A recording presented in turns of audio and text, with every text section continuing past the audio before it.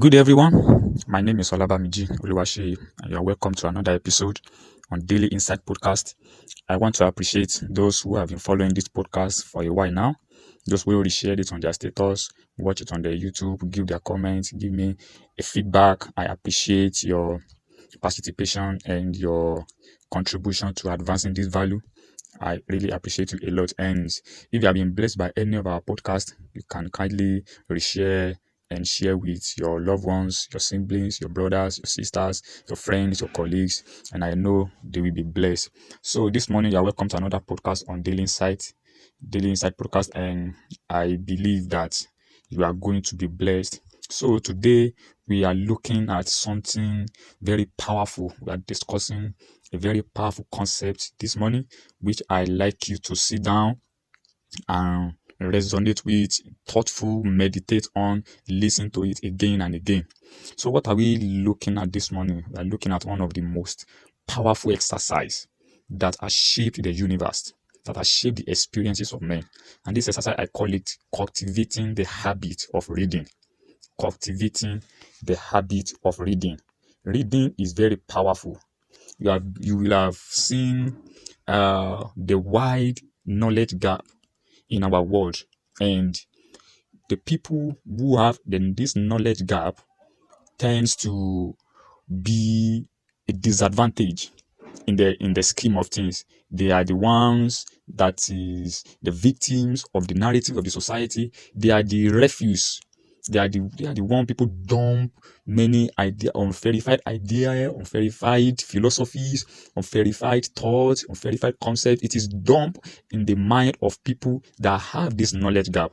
And when you discover that you don't have the knowledge of your own, you don't have the mind of your own, that you cannot discern a thought, you cannot discern an idea, it shows that your knowledge gap is still very wide. And if you put yourself consistently in that phase, in that condition, you are going to be disadvantaged, because you are going to be like a leaf on the water that is towing to and fro. I got what I'm saying now. So that is why this podcast is very important. Reading is one of the most powerful mental exercise that equip your mind to think creatively, analytically, and furnishes your discernment. You must understand that we are not just reading for fun. And I think there's a narrative one time that I don't remember the name of the philosopher again. He said, if you want to keep anything from Africa, hide it in a book. But we have passed that level. That is my personal belief. We have passed the level whereby things are hidden in books, because we now have people with intellectual capacity that really have the seriousness to sit down with material and consume. I got what I'm saying now. So what food does to your body is what reading does to your mind, because it is an exercise that helps your mind to be equipped to perform at the maximum level. It helps your mind to trap the source of idea, connect idea, and execute idea for maximum productivity. Every time you are talking about idea, every time you are talking about productivity, you cannot be productive beyond your knowledge level. Productivity is an offshoot of your knowledge, is an offshoot of what you know. If you don't know, you cannot produce anything out of ignorance. Ignorance does not have the capacity to produce. I get what I'm saying now. All that ignorance can do is to is to furnish consequences. But ignorance in itself does not have the capacity to produce. It is knowledge that have the capacity to produce. That is why when you see electricity now, for example, electricity has the power to power your machine, it has the power to power your iron, it has the power to power many gadgets. Once there is electricity light, you can now leverage that electricity to power many things. That is how knowledge look like. Knowledge is like electricity. It can power many things in your life. But where there is darkness, you will not be able to use anything. Your gadget will not be on. Nothing is going to work. That is how ignorance look like. Ignorance is darkness, and darkness does not have the capacity to produce. I got what I'm saying now. So it is every woman being's responsibility to explore their mental power by daily intake of fresh, insightful information. So it is your responsibility. Nobody is coming to read for you. I got that, especially if you are a citizen of the third world country. A lot are against you. I can't emphasize this enough. There is a lot. The narrative that is coming from the society is against you. There is the propaganda that is coming from the media is against you. The narratives, the propaganda, the lies, the headlines, everything is targeting to widen your knowledge gap. And you must, if you don't know what is against you, you will not know what to fight, and you will not know how to deploy your strategy.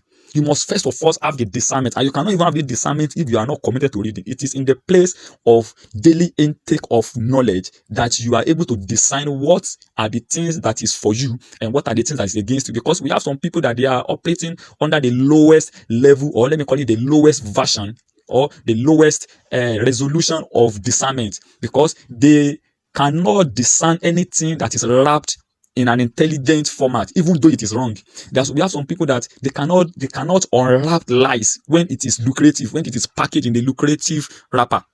Some people, when you want to take some people off ground, just wrap lies or a propaganda or any false narrative or a false sense of achievement. Just wrap it in a news conversation or in a sophisticated format. It will throw them off balance because you don't have the discernment. They don't have the discernment, and you cannot have the discernment if you are not given to reading. Reading is an exercise that you cannot afford to be taken on a daily basis. We have some people that is building their muscles, building their chest, but they are not building their mental capacity. That is why they are caught up at the bottom of the pyramid. So let me just move on from there. So why do we read and how do we read? Reading is one of the exercises that require rapt and full attention. When you want to read, you read with full attention. You don't read while you are doing other things. Reading, that is why it is hard for people to sit down and read, because in a pressurized environment like Africa, like South Africa, like Nigeria, like your rural area, like your society, it is a lot. It is luxury to sit down and read. And that is why you must train yourself and educate yourself again and again that luxury, you must afford it. You must be able to cut out time, sit down and read thoroughly. I'm not talking about mere reading where you just pick a book and drop it. You are not ready for an extraordinary life. There is a way common men read, and there is a way uncommon people read. I think I will have to do the part 2 of this podcast. I get what I'm saying now. So reading requires meditation and thoughtfulness. It requires every time you read, because you have 2 levels of mind. We have your conscious mind and you have the subconscious mind. You see, when you take in an information, it first of all sink in your conscious mind. That is why you can still remember 5 minutes, 10 minutes, some hours after you have read a book, or you have go through a particular material or an article or a video or a messages, so anything that has to do with information. But it doesn't end there. The goal is to get this from your consciousness to your subconsciousness, because our subconsciousness is where attitude is forged. Because attitude is the character you manifest unconsciously. I get what I'm saying. Habit or character is the character of your mind. Attitude is the character of your mind, and you exhibit those characters unconsciously. So when you want to build a constructible life, when you want to build a life of glory, a life of relevance, you must give yourself the discipline of taking a material into your subconscious mind. You will allow it to forge your daily activities. You will allow it to forge your mentality, and your mentality is what will influence your decision. Because every decision that we are making it from the abundance of what is in our subconscious mind. Either it is positive or negative. Every decision, your thought, your judgment, your conclusion, your philosophies about life, everything is powered by your subconscious mind. It is there are few things that you do that you do consciously. I don't understand that. So there are few things you do out of consciousness, but you do many things out of your subconsciousness to more than what to do consciously. I get what I'm saying now. So that is how. So in a pressurized system, you have to learn to train yourself to read. And when you are reading, let me give you this case. When you are reading a book, you are looking for the unstated, understated, and overstated in the stated. See, let me tell you something. There is a skills to reading, and that is the goal of this podcast. There's a skill you must deploy when you have to reading. The first thing you must know is that when you, for example, now, if you are reading an American material or any material that is not within your geography. Maybe you are in Nigeria and you are reading American article, a book that is written by an American or every other part of the world. What is happening is that a lot is playing out in what you are reading, because their culture is playing out in what you are reading. The system that is working for them is playing out. Their structure, many things are playing out that if you don't have the intelligence to decipher, you will not be able to catch the idea, and you will not be able to contextualize it, to apply it in your own ecosystem. I got what I'm saying now. That is why some people just read the books and they get even more confused, because they cannot iron out the cultural interference, the structural interference, the infrastructure interference that is playing out in what they are reading. I get what I'm saying now. So how you do that is that you go through it with a meditative heart. You are thoughtful about it. You think about it. Okay, it is in the place of meditation. It is a place of thoughtful reading.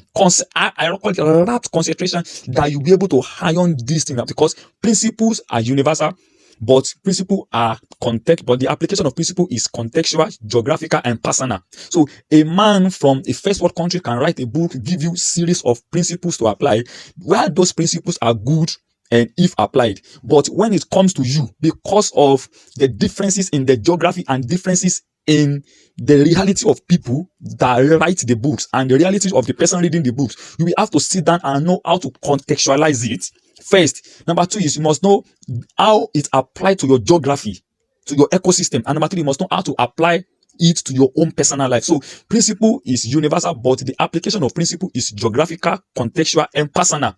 So it is in the state of meditation, it is in the state of thoughtfulness that you are able to draw those lines.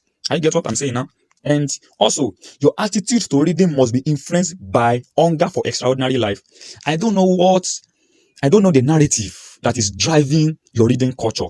If the narrative that is driving your reading culture is just read books, read books, read books, so you want to read books so that you to ease the guilt of being lazy mentally. If that is your motive for reading books, you are just wasting your precious time, because you achieve much from a thing when it is hunger that is powering your movement, when it is hunger that is powering your actions. So you can't put yourself side by side with people that the motive for consuming material is so that they can have an extraordinary life. I get what I'm saying now. So you must have that hunger first. That hunger is very important. Okay, why are some people successful and why are some people not successful? Those are the questions you should be asking. Why is this way? That is why I always say that curiosity is the platform for intelligence. You will be so unintelligent if you are not a curious person, if you are not a person that asks questions often. Why is this thing like this? Why is the political system of this country different from the political system of that country? Why is the economic of this country is different from the economic of that country? Why is the infrastructure of this country is different from the infrastructure of this country? Why are there many opportunities in this country and there are less opportunity in this country? Those are the questions you'll be asking, and those are the questions that will culminate to hunger, that will drive you to now begin to search for answer. It is in the place of searching for answer that you draw wisdom from the material they can find at first. I get what I'm saying now. That is why many people are not wise, because they are not asking any questions that is driving them to read. They are not asking questions. You are not reading for fun. You are reading to provide solution. You are reading to first be transformed. Then the transformed version of you can now solve problem at a personal level, at a societal level, at a national level, then at a global level, depending on the level of your hunger.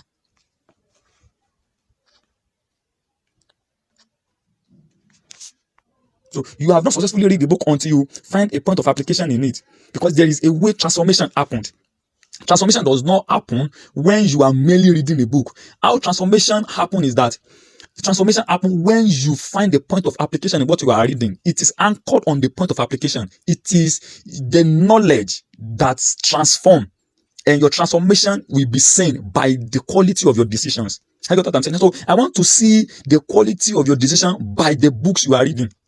I know what I'm saying. I want to see the transformation that is playing out in your life through the books you are reading. I'm not looking for just merely a book or easing yourself the guilt of being mentally lazy. I know what I'm saying now. And there are 3 capitals. I'm going to drop this in another podcast that I want you to listen to. There are 3 capitals on this earth, and you must not lack. If you lack first, you must not lack the second. If you like the second, you must not lack the third. Number 1 is what I called the reputation capital, which is a name. You must have a name, or you are chained with a name. You may not have a name, but you can channel your life with a name that has the capacity to open doors. That is why you can be looking for something, and the person said, when you get there, tell the person that so sent you. And you get that. So you are leveraging on a reputation capital. That is what is called reputation capital. The second capital is what you call money, what the general capital that everybody has. And this comes through grants, it comes through gifts, it can come through entrustment, it can come through loan, it can come through anything. From buying and selling of products, or by offering a service, it can come through any of these means. That is the second capital. The third capital is what is called the knowledge capital. The knowledge capital, if you lack a name and you don't have anyone that you can attach yourself to that can give you the leverage based on their reputation capital, you must not lack the second capital. If you now lack the second capital, you must not lack the third capital, which is knowledge, because knowledge will make you a solution provider. And once you are able to provide solution in our world, there is a space for you. I get what I'm saying now. I'm going to put that in another podcast that I want you to follow. So thank you so much for joining us this morning. I hope you have been blessed. And if you are yet to subscribe to our YouTube and the Telegram channel, kindly do so that I can be getting the updates on all of our podcasts daily. Thank you so much, and God bless you.